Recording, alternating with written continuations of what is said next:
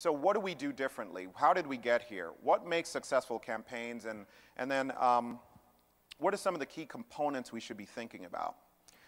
Here's how we got here, right? Advertisers bought inventory sources. And this became inefficient. And it remains somewhat pretty hard to keep up with. Too many choices, too many platforms. The downside means incomplete campaign reporting.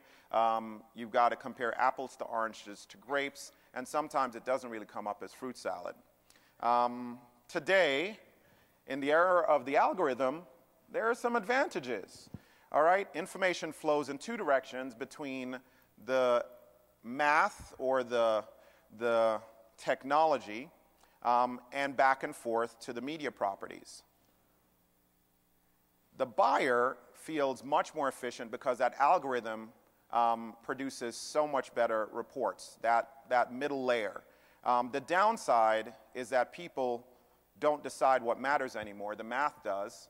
And all of us suspend our awareness, suspend our knowledge that the math is somewhat still flawed. It's in its infancy because it's tracking things at the bottom of the funnel, and it gives a tremendous amount of weight to something called a click, which we all, through one of our sessions yesterday, get reminded all the time is an imperfect source of information. What has this led to? RTBs, DSPs, DMPs, SSPs, OMG, and we've created an alphabet soup of confusion. All right? Honestly, it leads to just information overload, and we expect tremendous amounts of time. We spend a tremendous amount of our time just understanding the differences of each solution. DSP, SSP, really? Now, we're now developing an over-reliance on the tech, on the data, and on the algorithms. Do they really make it that much more efficient? Are they answering questions, real long-term questions for us? So in this thinking, have we thought carefully about what we may be leaving out? I'd be disingenuous if I spoke negatively about algorithms, because I was part of running a very successful ad network and part of Atlas, which was at one point 42% of all publisher and ad side ad serving on the internet.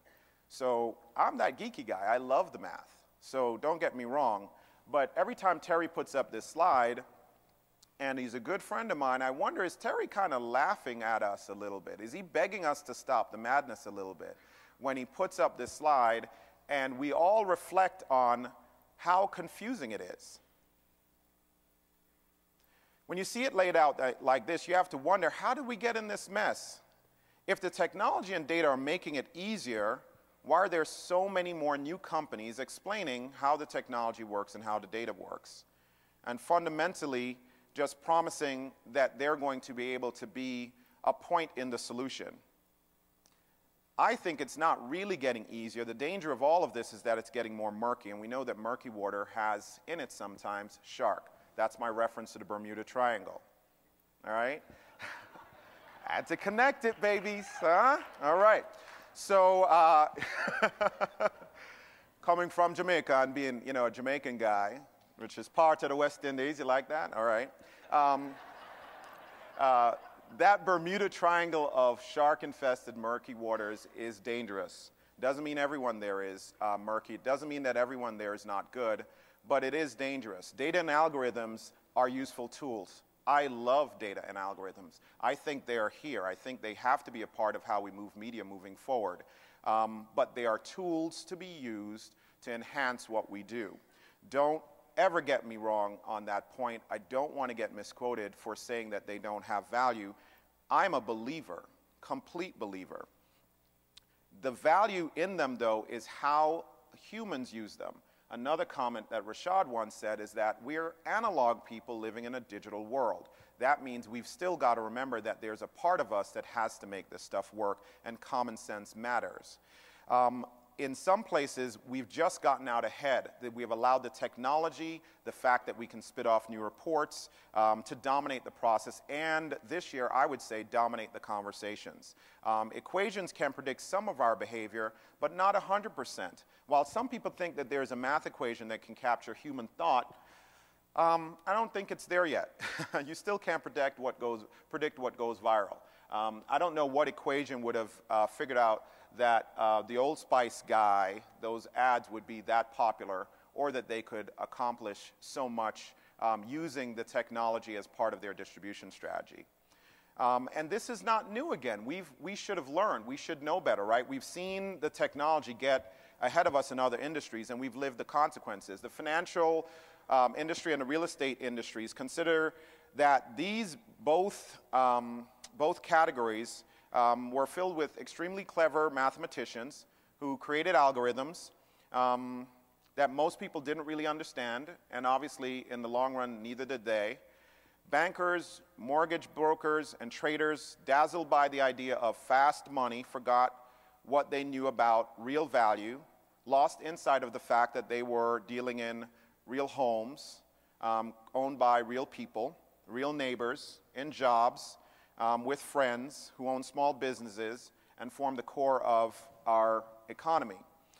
The smartest people knew better, but got in too deep to pull back, and it wreaked havoc. And we all experienced the aftermath that changed our lives and the lives of many other millions. So why aren't we learning? What does it mean for us in the media industry? I was excited with Kevin's kickoff because what I heard was a brand recognizing the power of storytelling and recognizing that owning the responsibility of storytelling was part of keeping the promise of their brand. Others are hearing this. At ANA earlier this year, Mark Pritchard said this, and I thought it was really powerful. He's the Global Marketing Officer for Procter & Gamble. And he said, when we focus on serving people, we uncover human insights. Oh, wow, human insights. Not product insights, deep human insights that define the essence of human behavior. That's the third time he's used the word human. That represent universal human truths, motivations and tensions that must be solved by the benefits of our brands. Brands, a promise kept. Jim Spiros, EVP and CMO at Fidelity. Our brands are trust marks, and that trust drives preference. So am I correct in hearing that two significant marketers, two senior marketers, and I'll include Red Bull and Kevin in this, from his yesterday presentation, recognize that the right place to market is up at this top of this funnel.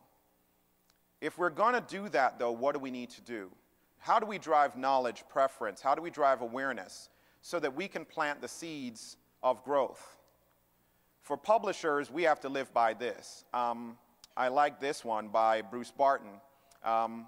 Publishers, I think, in this age of enlightenment, need to embrace change. When you are through changing, you are through. So we need to instill within our organization a culture of innovation and make it part of everything we do. And a culture of innovation is not that we have launched on iPad. That's an expression of it. It's not the whole thing. It happens inside first and manifests outside. In this age of enlightenment, I choose to believe that we're about to enter an exciting era, and I've heard many others say it right now, that purpose-driven marketing is going to lead to what Rashad called a marketing renaissance. I've heard Doug Weaver talk about it in the same way. I'm going to say that the 2010s are about storytelling again. Storytelling is back. And if you can get excited about that, you too can overcome the failure of whatever success has brought you here. And by failure of success, I refer to it this way. Many times when you look at a publisher of the size and age of Time Inc., or other analog publishers, even new publishers, I'd say, in the last 10 and 15 years, our size leads to a bit of structural inertia. We've repeat on our success so long that we put in systems to make sure that we can do what we did last year, this year, just incrementally better. Those things are there to stabilize the business. Our age sometimes leads to social inertia. We talk to ourselves a lot and don't get out all the time. Success is a dangerous thing because it does actually convince you that you have the answers even before the questions start. Now, if you're thoughtful and you know that change has to be a part of your business, if you know that you must reinvent yourself to be relevant moving forward, all of these same things are assets. because you can use all of these as the pivot points upon which you turn the organization. In an emerging marketplace, the winners will embrace change and innovation and find those pivot points. Those three qualities can actually be the assets you need. Size can be used as leverage, a huge leverage vehicle that means that when you move, you can actually shift thought, be a part of thought leadership. Your age actually breeds a little bit of wisdom, which is that everything doesn't look bright, right? And the fast follower role is not a bad role. We actually carry with us the partnerships of some of the world's leading brands, and it's really important that when we move into the room, it's stable, that it is a smart decision. So not to negate the value of early mover, but fast follower is a really powerful position. And our success instills confidence, authority, still gives us access to create content that no one else can. It was no accident, for example, that when Steve Jobs decided to launch his platform, his technology, he turned to Time Inc. and publishers like Time Inc. to really demonstrate the value of this new platform, the value of this technology, recognizing the importance that content was the true expression of what his product would do.